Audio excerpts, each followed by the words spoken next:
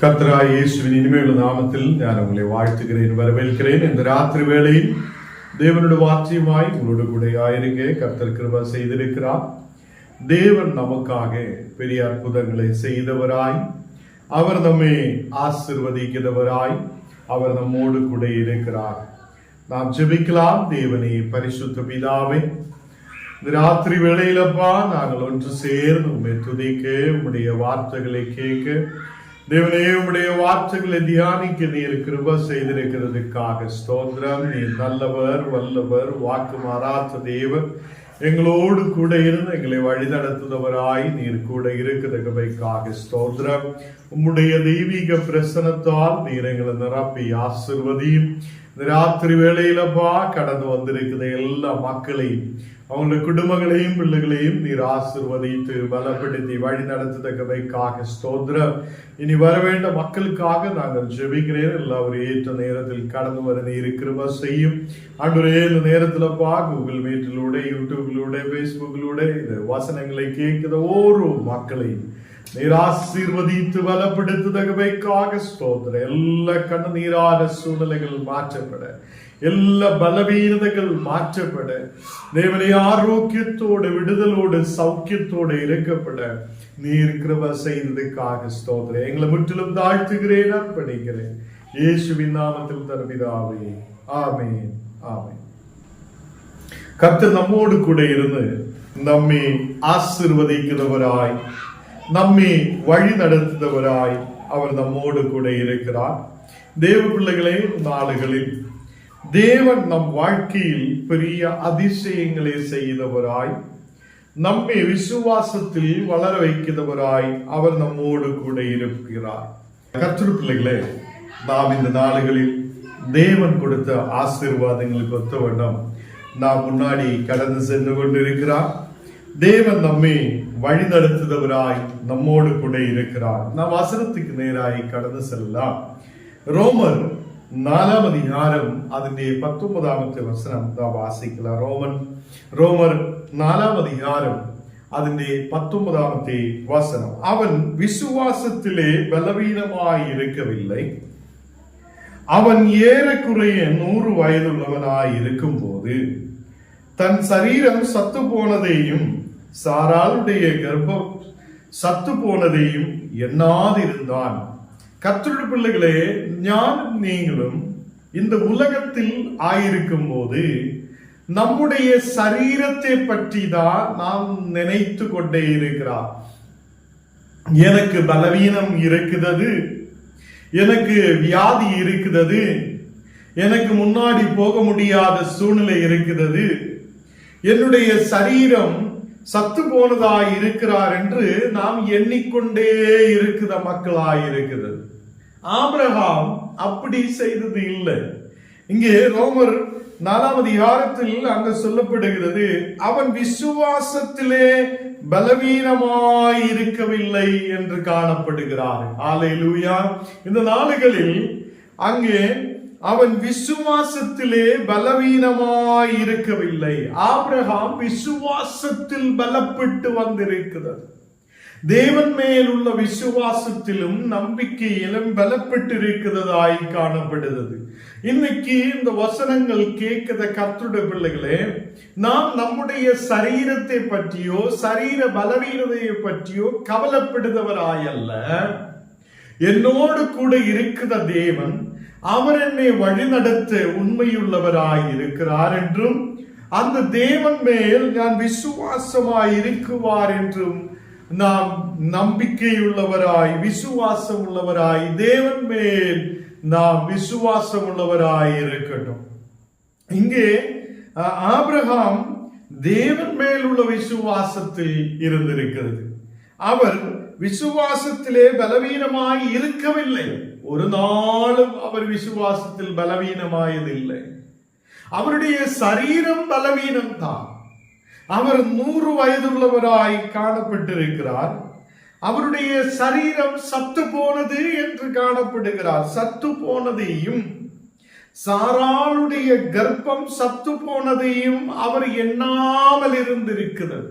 என்னுடைய சரீரம் அது சத்து போனதா இருந்தாலும் எனக்கு அந்த நன்மை கொடுக்கும் என்று சொல்லிய நன்மை, தேவன் கொடுத்த வாக்குத்தத்தம், அது என்னில் நிறைவேறுவார் என்று அந்த ஆபிரகாம் விசுவசித்திருக்கிறது. ஹல்லேலூயா. இன்னைக்கு என்ன கேட்கிற கர்த்தருடைய பிள்ளைகளே, ஞானம் நீங்களும் தேவனுடைய வாக்குத்தத்தத்தை குறித்து அதில் சந்தேகம் இல்லாதவராயிருக்கணும், விசுவாசம் உள்ளவராயிருக்கணும். அவர் சொன்ன வார்த்தை அது என்னில் இன்றைய தினம் அல்லென்றால் நாளைக்காவது அது நிறைவேறுவார் என்றுள்ள நம்பிக்கை. அப்போ சில பேர் இன்னைக்கு ஜெபிப்பார், இன்னைக்கு கிடைக்கவில்லை என்றால் பின்ன தேவனை சார்ந்திருக்க மாட்டேன், அவர்கள் பின்ன விசுவாசத்தில் இருக்க மாட்டேன். சில பேர் அப்படிதான், தேவன் இன்னைக்கு கொடுத்திருந்தால் நாளையிலிருந்து நான் ஜபிக்க மாட்டேன், துதிக்க மாட்டேன், ஆராதிக்க மாட்டேன் என்று சொல்லி இருக்குது அநேகர் உண்டு. கர்த்தருடைய பிள்ளைகளே, ஆபிரகாம் அப்படி இல்லை. ஆபிரகாம் விசுவசித்திருக்கிறது, தேவன் சொன்ன வார்த்தை அவருடைய நாளில் அவர் நிறைவேற்றுவார், தேவனுடைய நாளில் அவர் நிறைவேற்றுவார் என்று ஆபிரகாம் விசுவசித்திருந்திருக்கிறது.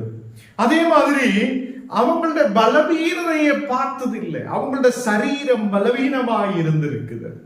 100 வயதுள்ளவனாய் சரீரம் சத்தவனாய் காணப்பட்டிருக்கிறது.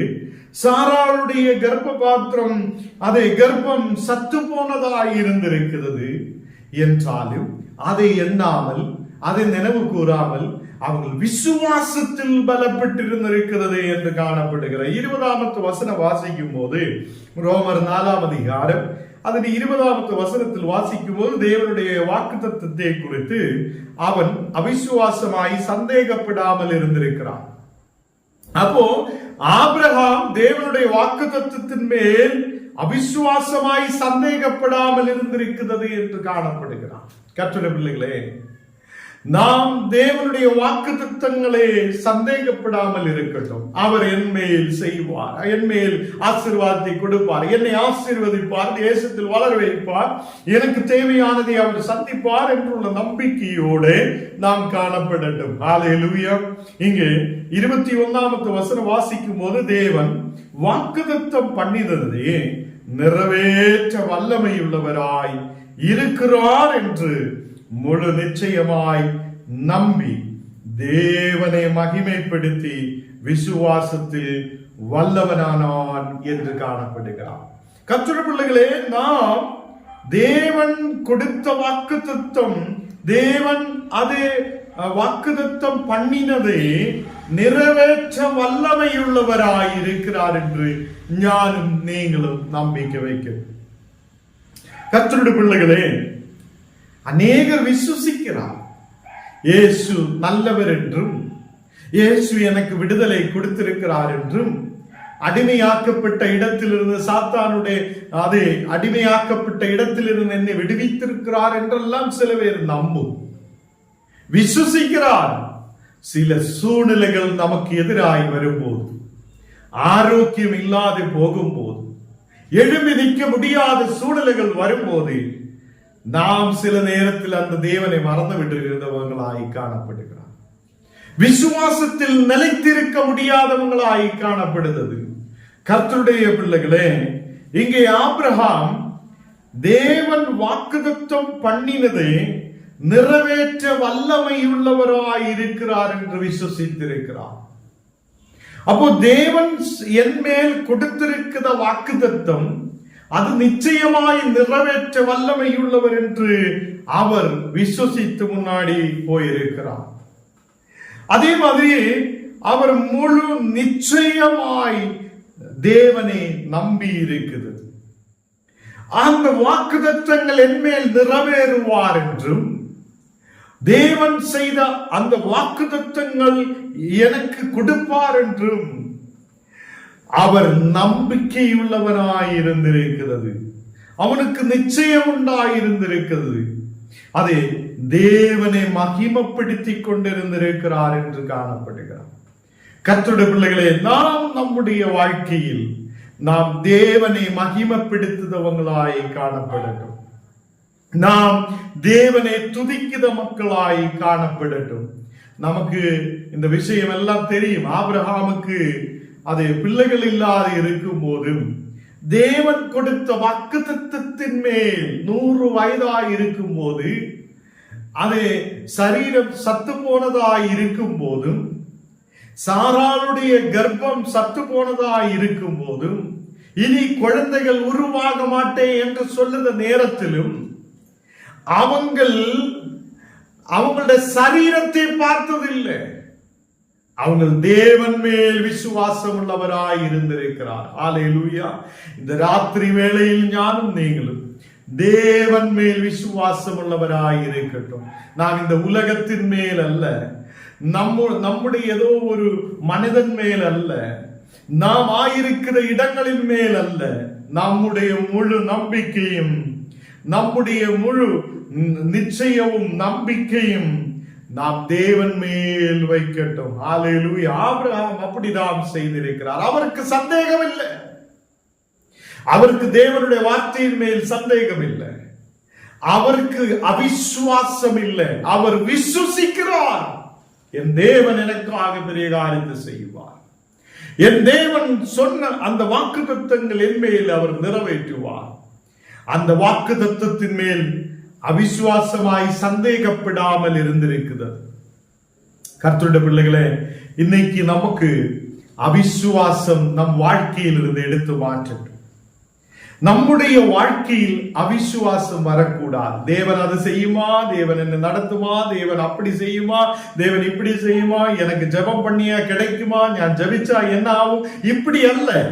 அவர் வாக்குத்தத்தம் செய்தது என் மேல் அவர் நிறைவேற்றுதவராய் இருப்பார் என்று விசுவாசத்தோடு இருக்கட்டும். சரீரத்திலே பலவீனதைகளை பார்க்காமல், நாம் சரீரத்தை சத்ததான சரீரமாய் இருந்தாலும், எழுத முடியாத சூழ்நிலை இருந்தாலும், சரீரம் ரொம்ப பலவீனமாய் இருந்தாலும், நீ அதை பார்க்காமல் தேவனுடைய வார்த்தையின் மேல் நம்பிக்கை வைக்கட்டும். அவர் உன்னை மதில் தாண்ட வைப்பார், அவர் உன்னுடைய தேவைகளை சந்திப்பார், அவர் உன் வாழ்க்கையில் பெரிய அற்புதத்தை செய்வார், அவர் நம்மை முன்னாடி நடத்துவார், அவர் என்னுடைய எல்லா காரியங்களிலும் அவர் செய்த வாக்குத்தத்தங்கள் என் மேல் நிறைவேற்றுவார் என்றுள்ள நம்பிக்கையோடு நாம் முன்னாடி கடந்து செல்ல. அந்த நம்பிக்கையுள்ள மக்கள் முழு நிச்சயமாய் தேவன் மேல் நம்பிக்கையுள்ளவங்களாயிருந்து தேவனை மகிமைப்படுத்துத பிள்ளைகளாய் இருக்கும். கர்த்தருடைய பிள்ளைகளை, ஞானும் நீங்களும் தேவனை மகிமைப்படுத்தட்டும். அப்போ சாராள் வாக்குத்தத்தத்தை கேட்கும் போது சிரிக்கிறார். சில பேர் அப்படித்தான், தேவனுடைய ஊழியக்கார் உங்களோடு கூட ஏதாவது ஒரு வார்த்தை சொல்லும் போது கிண்டல் கேள்வி பண்ணது நிறைய பேர் இருக்கும். இது ஆகுமா, நடக்குமா, இவர் சும்மா பணத்துக்காக சொல்லுகிறார், இவர் அது சொல்லுகிறார், இது சொல்லுகிறார், இனி கர்த்தரே இறங்கி வந்து சொன்னாலும் சில பேர் நம்ப மாட்டேன். இப்படி சில பேர் இருக்கிறார், விசுவாசம் இல்லாத மக்கள். நமக்கு விசுவாசம் இருக்கணும், தேவனுடைய வார்த்தையின் மேல் நம்பிக்கை இருக்கணும். அவர் நமக்கு கொடுக்கிறது வரைக்கும், தேவனுடைய நேரம் வரைக்கும் நாம் பார்த்திருக்கிறவங்களாய், நாம் அதை பெற்றுக் கொள்வதற்காக எதிர்பார்ப்போடு இருக்கிற மக்களாய் நாம் காணப்படணும். கர்த்தருடைய பிள்ளைகளே, தேவன் கொடுத்திருக்கிற வாக்குத்தத்தங்கள் அது அவிசுவாசமாய் எண்ணாமல், அதை சந்தேகப்படாமல், ஆபிரகாம் விசுவசித்தது போல ஞானும் நீங்களும் விசுவாசத்தோடு முன்னாடி கடந்து செல்லட்டும். அங்கே இந்த உலக பிரகாரமான சில காரியங்கள் நம்மை அதை தளர்த்தி விடலாம், கீழே தள்ளி விடலாம். சோர்வுகள் இருக்கலாம், பலவீனம் இருக்கலாம், வியாதிகள் இருக்கலாம். இந்த சரீரத்திலே வியாதிகளே அல்ல, இந்த சரீரத்திலே பலவீனதைகளை அல்ல. ஆபிரகாம் 100 வயசிலும் இதொன்னும் பார்த்ததில்லை. சரீரத்தில் ஐயோ எனக்கு பலவீனம் இருக்குது, என்னால முடியாது, முன்னாடி போக முடியாது, அப்படி ஒன்றும் அவர் நினைத்ததில்லை. தேவன் மேல் விசுவாசம் மட்டும்தான் வைத்திருக்கிறது. இன்னைக்கு என்ன கேட்குத கர்த்தருடைய பிள்ளைகளை, தேவன் மேல் முழு நம்பிக்கையுள்ளவராய் இருக்கட்டும். அவர் ஏற்ற நேரத்தில் நம்மை நடத்துவார், ஏற்ற நேரத்தில் நம்மை உயர்த்துவார். அவரை நாம் மகிமைப்படுத்தி அவரை நாம் உண்மையோடு ஆராதித்து அந்த வல்லமையை பெற்றுக்கொண்டு நாம் முன்னாடி கடந்து செல்லட்டும். இங்கு தேவனை மகிமைப்படுத்தி விசுவாசத்தில் வல்லவனானான் என்று காணப்படுகிறார். அல்லேலூயா. விசுவாசத்தில் வல்லவனாய் மாற்றப்படும். இங்கே ஆபிரகாம் விசுவாசத்தில் வல்லவனானான். எப்படி ஆயிருக்கிறான்? அவருக்கு முழு நம்பிக்கை இருந்திருக்கிறது. தேவன் மேல் விசுவாசம் இருந்திருக்கிறது. அவர் நிறைவேற்ற வல்லமையுள்ளவராய் இருக்கிறார் என்று நம்பி தேவனை மகிமைப்படுத்தி இருக்கிறது. தேவனை ஆராதித்து இருக்கிறது. அப்படி தேவனை ஆராதிக்கிற மகன் அவர் தேவனை மகிமைப்படுத்தி விசுவாசத்தில் வல்லவனாய் மாற்றப்பட்டிருக்கிறது. கர்த்தருடைய பிள்ளைகளை, நீங்கள் மேலான எருசலேமுக்கு நேராய் கடந்து வந்திருக்கிற மக்கள், நாம் விசுவாசத்தில் வல்லவனாய் மாற்றப்படணும். எப்போது உட்கார்ந்து தேவனை துதிக்கணும், ஆராதிக்கணும், ஜெபிக்கணும், மகிமைப்படுத்தணும். நாம் தேவனை மகிமைப்படுத்தும் போது நாம் வல்லமையை பெற்றுக் கொள்ளுவார், விசுவாசத்தில் பலப்படுவார். இங்கே எபிரேயர் 11ஆம் அதிகாரம் അതിന്റെ 11ാമത്തെ വചനം നാം വാസിக்கலாம். എബ്രേയർ 11ആം அதிகாரம் അതിന്റെ 11ാമത്തെ വചനം, விசுவாசத்தினாலே சாராள் வாக்குத்தத்தம் பண்ணினவர் உண்மையுள்ளவர் என்று எண்ணி கர்ப்பம் தரிக்க பலன் அடைந்தவை சென்றவர்களாயிருந்தும் பிள்ளை பெற்றார் என்று காணப்படுகிறார். இங்கே கர்த்தருடைய பிள்ளைகளே, விசுவாசத்தினாலே சாராளும் வாக்குத்தத்தம் பண்ணினவர் உண்மையுள்ளவர் என்று எண்ணி அவள் கர்ப்பம் தரிக்கிறார்.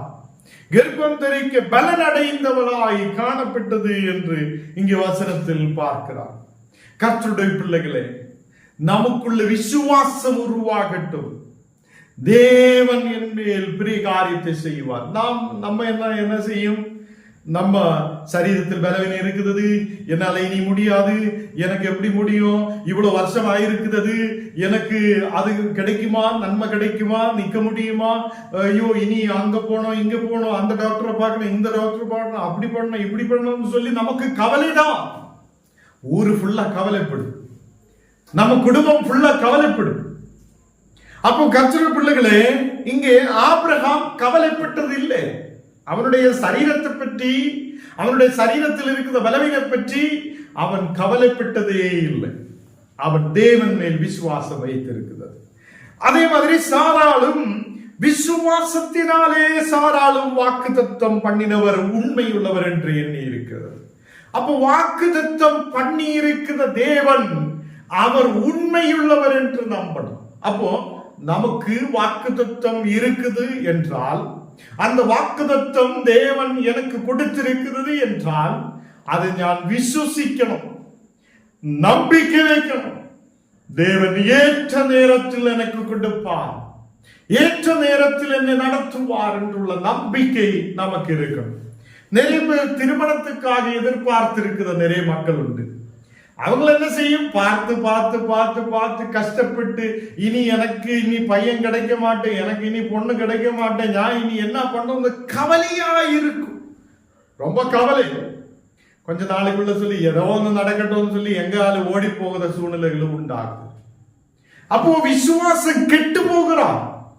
உனக்கு இருக்கிற தேவன் அவர் உயிருள்ளவர் என்று நீ சொல்லும் போது நீ நம்பிக்கையோட காத்திருக்க வேண்டும்.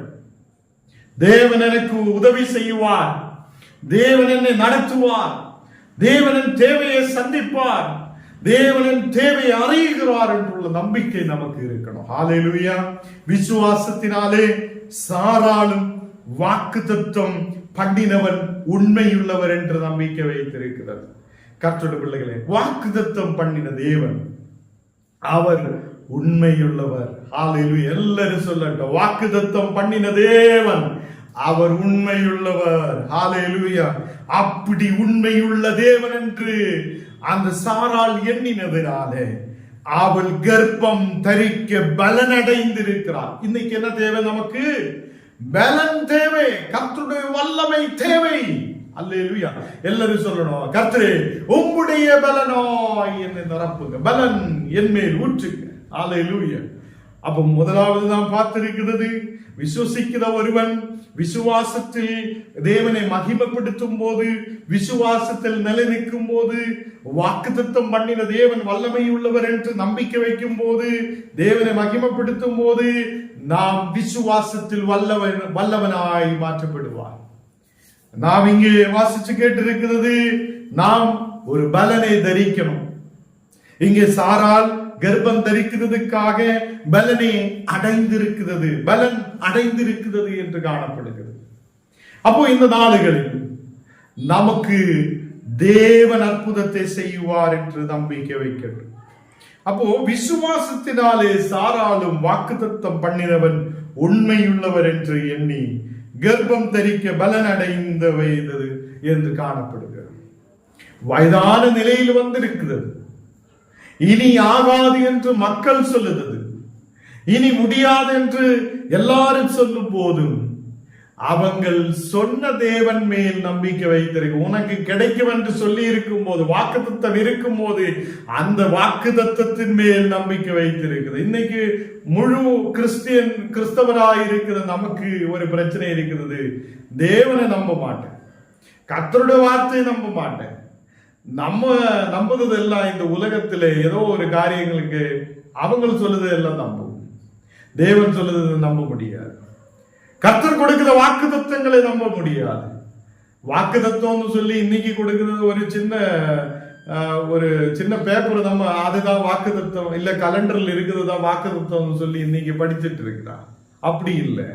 தேவன் நமக்கு ஓரோ நாள் அவருடைய வசனத்தால் நம்மோடு கூட பேசுதவராய், நமக்கு கொடுப்பேன் என்று சொல்லி வாக்கு தத்துவங்கள் அவர் நிறைவேற்றுபவராய் எப்போது நம்மோடு கூட இருக்கிறார் என்று நம்பிக்கை வைக்கட்டும். கர்த்தருடைய பிள்ளைகளை, இந்த நாளுகளில் இந்த சாரால் பலனடைந்து பிள்ளையை பெற்றெடுக்க ஒரு உதவி செய்திருக்கிறது, தேவன் உதவி செய்திருக்கிறது. அவள் வாக்குத்தத்தத்தின் மேல் நம்பிக்கையுள்ளவராய் இருந்திருக்கிறது. வாக்குத்தத்தம் பண்ணின தேவன் மேல் நம்பிக்கையுள்ளவராய் இருந்திருக்கிறது. கடைசியாக நான் ஒரு வசனம் கூட வாசிச்சு விரும்புகிறேன். 12வது வசனத்தில், எபிரேயர் 11ஆம் அதிகாரம் அதிலே 12வது வசனத்தில், ஆனபடியால் சரீரம் சத்தமன் என்று எண்ணத்தகும் ஒருவனாலே வானத்தில் உள்ள பெருக்கமான நட்சத்திரங்களை போலவும் கடல் கரையில் உள்ள எண்ணத்திலான மணல் திரைகளை போலவும் மிகுந்த ஜனங்கள் பிறந்தார்கள் என்று காணப்படுகிறார். இங்கே தேவன் சொன்ன வாக்குத்தத்தம் என்ன? நீ ஆகாசத்தில் வானத்தில் இருக்கிற நட்சத்திரங்களை போல பெருகுவார் என்றும், கடல் கரையிலே எண்ண முடியாத அந்த மணல் போல ஒரு திரளான ஜனப்பெருக்கம் உண்டாகும் என்று சொல்லின அந்த வாக்குத்தத்தம் இந்த ஆபிரகாமிலூடே ஒரு திரளான ஜனங்கள் பிறந்தார்கள் என்று அங்கே சொல்லப்படுகிறது. கர்த்தருடைய பிள்ளைகளே, எண்ண முடியாத அளவில் எண்ணி சொல்ல முடியாது. நட்சத்திரங்களை எண்ணி நமக்கு சொல்ல முடியாது, எவ்வளவு இருக்குதுன்னு சொல்ல முடியாது. அதே மாதிரி கடல் இருக்கிற மணல் நம்ம ஒன்னுதான் எண்ணி எவ்வளவுன்னு சொல்லி சொல்ல முடியாது. அவ்வளோ ஜன பெருக்கத்தை தேவன் கொடுத்திருக்கிறது. அப்போ கர்த்தருடைய பிள்ளைகளே, அவர் சொன்ன வார்த்தை, சரீரம் சத்ததாய் இருந்துட்டும், சரீரம் பலவீனமாய் இருந்துட்டும், தேவன் சொன்ன வார்த்தை ஆபிரகாமிலூடே அவர் நிறைவேற்றி இருக்கிற தேவன் என்றால், இன்னைக்கு இந்த வசனம் கேட்கிற ஒரு மக்கள் மேலும் கர்த்தர் செய்து முடிக்க வல்லவர் என்று விசுவசிக்கட்டும். ஹல்லேலூயா. இன்னைக்கு அந்த விசுவாசத்தோடு நாம் தேவனை மகிமைப்படுத்தட்டும். செபிக்கலாம். தேவனை பரிசுத்த பிதா, இந்த ராத்திரி வேளையில நீர் கொடுத்த வசனத்துக்காக ஸ்தோத்திரம். நீர் எங்களோடு கூட பேசி இருக்கிறதுக்காக ஸ்தோத்திரம். உம்முடைய வசனம் எங்களுக்கு உயிர் கொடுக்கிறதா இருக்கிறது. ஆண்டவரே, நாங்கள் நம்பிக்கைக்குரிய தேவனே, விசுவசித்து மகிமைப்படுத்தும் போது நாங்களும் விசுவாசத்தில் வல்லவராய் மாற்றப்பட முடியும் என்று வசனம் எங்களோடு பேசி இருக்கிறதுக்காக ஸ்தோத்திரம். எங்கள் சரீரங்களை பற்றி கவலைப்பட்டுக் கொண்டிருக்கிறவராய் அல்ல, வாக்குத்தத்தம் பண்ணின தேவன் மேல் நம்பிக்கையுள்ளவராய் இருக்க இன்னிலிருந்து நீர் கிருபை செய்ததுக்காக ஸ்தோத்திரம். எங்களை விட்டிலும் தாழ்த்துகிறேன், அர்ப்பணிக்கிறேன். வந்திருக்கிற எல்லா மக்களையும் ஆசீர்வதித்து பலப்படுத்தும். வியாதிகள் பலவீனங்கள் முற்றிலும் விட்டுமா இயேசுவின் நாமத்தில் தன பிதாவே, ஆமென்.